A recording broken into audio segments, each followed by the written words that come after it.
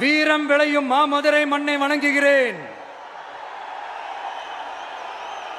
இந்த மதுரைனாலே உடனே ஞாபகத்துக்கு வரது சீறி பாஞ்சி துள்ளி குதிக்கிற யாருக்கும் அடங்காத காளைகள் விளையாடுற அலங்காநல்லூர் ஜல்லிக்கட்டு தான்.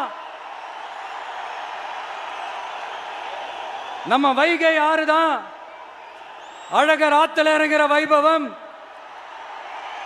மதுரை மீனாட்சி அம்மன் இந்த மண்ணோட உண்மையான குணம், உணர்வு பூர்வமான மண் இது.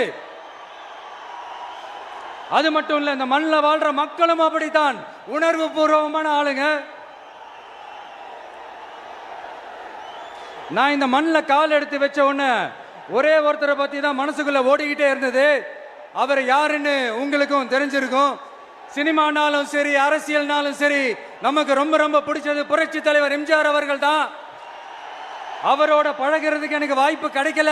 ஆனா அவரை மாதிரியே குணம் கொண்ட என்னுடைய அண்ணன் புரட்சி கலைஞர் கேப்டன் விஜயகாந்த் அவர்களோட பழகிறதுக்கு எனக்கு நிறையவே வாய்ப்பு கிடைச்சது.